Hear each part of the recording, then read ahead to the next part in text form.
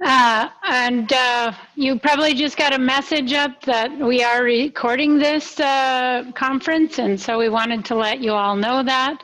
Uh, let's see, continue. So yeah, I guess you have to click on the continue. So is my screen being shared? Yes. Okay, because I can't tell.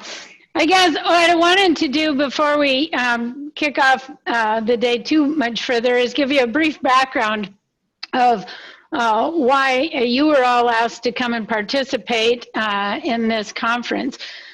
The Department of Child and Family Services periodically undergoes a federal audit, and the feds determine if we're meeting things, permanency goals and those type of things. In the last federal audit, various deficiencies were noted, and the department was required to prepare a performance improvement plan. And you know, while that doesn't seem to be a positive thing on some regards, it has turned out to be somewhat of a positive matter in that the Children's Bureau has strongly facilitated the department in working with our court improvement program and the judicial branch to address some of the issues in developing the performance improvement plan.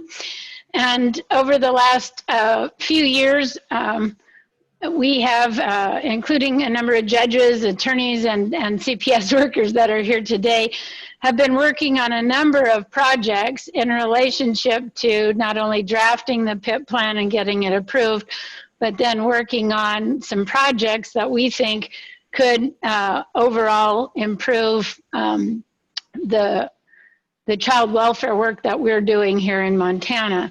And over the last few years, I will tell you, we have been attending workshops and conferences, and some of the judges that are here today have been along with us, as well as CPS workers. And over that time, you know, we learned a great deal, not only about what's going on in our state, but, you know, national data and what we know about the state of child welfare work. What we are understanding is that across the nation, child welfare work is changing. A new mindset is developing for that work.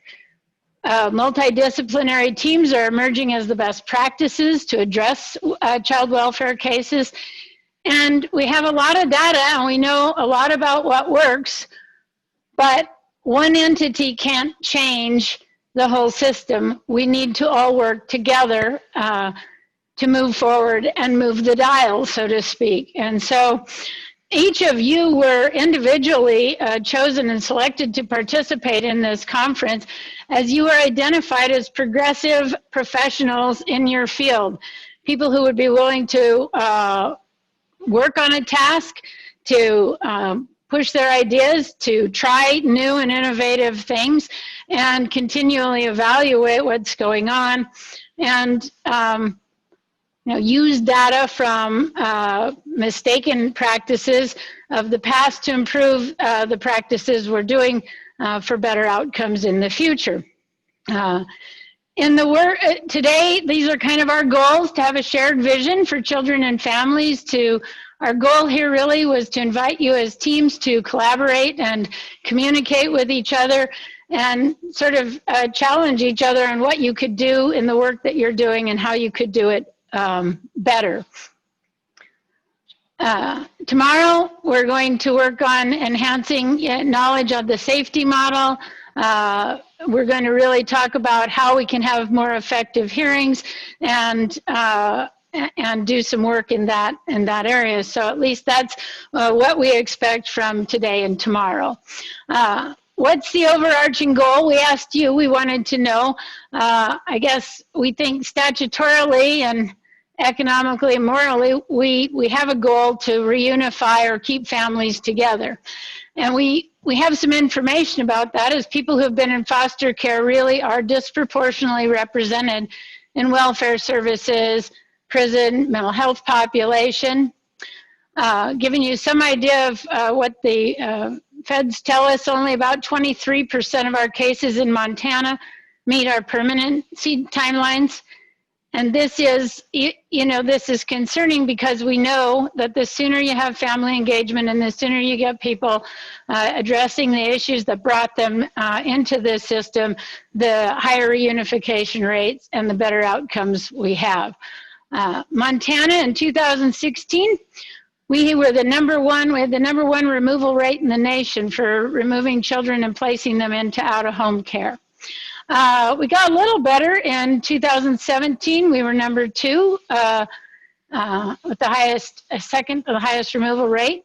The department's been working on some of this, and I guess I'm happy to report our trend is at least headed in the right direction.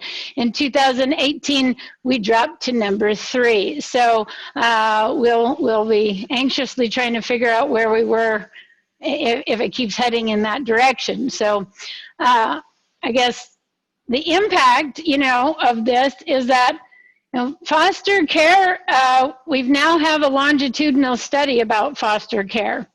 And University of Minnesota studied children who experienced foster care, compared those to those who were maltreated but remained in the home, and children who had not experienced foster care or maltreatment despite being similarly at risk. And what the long-term study shows is that children in out-of-home care had significant behavior problems in relation to children who received adequate care. Having a mouse problem here. Children placed in unfamiliar foster care, so non-kinship homes, had higher levels of internalized problems. They showed elevated behavior problems. Then we got a little bit more information on kind of at the national conference last year, just to give you an idea of how we're doing financially with foster care. When it's really well done foster care, for every dollar we spend, we lose about $3.65. And if it says typically done, for every dollar we spend, we lose about $9.55. We know from studies that every removal is a childhood, of a child is an adverse childhood experience. It creates huge trauma. And we know that the very most stressful events for children that cause the biggest problems in their lives and the most social and emotional consequences are death of a parent and separation of a parent. And so, of course, we've been, saying, why do some children do well in very stressful situations like war, natural disasters, those type of things? And really, the number one predictor is if they're with a parent and who is doing okay. So, I guess I will tell you I'm going to share with you at least some of the things that for me in attending conferences, working with the Children's Bureau, and then I'm also involved in an appellate group that has been working with the Department of, on a national basis, what I have learned over the last few years. And I'm going to share just a few of those highlights with you. We studied children that went into foster care, and cortisol is a body's main stress hormone. And this is my terrible graph because I'm not good at this. But this black line, of course, is a child that has not gone into foster care. And the red line is a child in foster care starting with removal out 12 months. And they studied and measured children's cortisol levels in foster care. And what they found is that in non-kinship foster care, we tend to see a real drop-off and some real problems with this. And this is, this results in kids not feeling well, being highly stressed, and showing all sorts of problems. So just an interesting tidbit there. At the national conference last year, their main speaker, Dr. Amelia Frank Meyer, announced foster care is a failed experiment. Now, that is not to say that we are all going to get away from foster care. There will always be times where children must go to foster care to promote safety. But what we have learned is that foster care is not the cure-all that at one time we thought it could be. So we went once and were asked to describe, our current system and how parents would describe what went on when they got into the child welfare system. And these are the type of words that they were using. And this struck me as interesting in that quite frequently we did this type of evaluation across the drug courts in our state. And instead, people are describing drug courts as things like, it saved my life. I felt supported when they helped me. And so it was a real contrast to look as sort of how basically the consumer of our services in some areas sees the system very differently in other areas. Really, we have had an approach where we are saving children from their families, and we should be not doing that, but rather using the family to save the children. And we know we have to do it differently and not just a little bit better. And I kind of like this, the electric light bulb didn't come from continuous improvement of candles. And it seems like over time, some of our improvements in our child welfare work have been just trying the same thing over and over again and expecting different results. Compliance really does not create change. We need to stop confusing poverty with neglect. Foster care should be a resource for parents. And I was sitting in a conference in Atlanta when this came up on the screen, and I actually kind of started to laugh because here I had not ever experienced that or heard that. And I think things are changing, but we have used foster care in a different way in a lot of situations, and certainly not as a resource for parents. And the overriding concern, if my child were removed today, would I want the attorneys that I see here doing this work to represent me? What would be good enough if they were your children and your grandchildren? And I've sat in a lot of hearings over time where I've had folks tell me, well, we just don't have the resources to accomplish any kind of visitation, and it'll be a couple weeks. If that were my child, I mean, that would not be acceptable. If a parent is not in the wind and is showing up and they're trying, we would encourage don't terminate.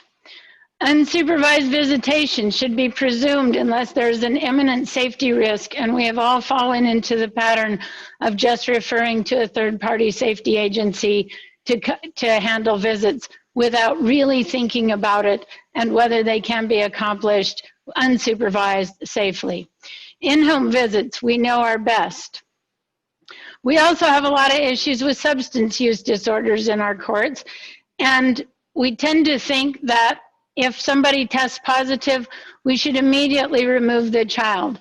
And substance use disorders do not in themselves support removal. We know addiction is a chronic relapsing brain disease, and we expect relapse as part of recovery.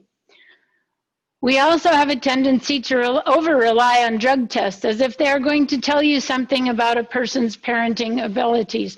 And for those of you that have run drug courts across the state or participated, you know that that isn't the full picture of what drug tests do for you. Drug testing may enhance treatment, but it isn't and shouldn't be used for compliance and for sanction. Removal shouldn't be based on positive drug tests. We should be able to articulate a parent's specific behaviors that result in the child being unsafe. And we need to quit considering relapse as a total failure that warrants termination. So, I mean, I'm going to quit sharing my screen, I guess. Can I? Nope, I have to. Okay, stop sharing. I'm not great at the technology.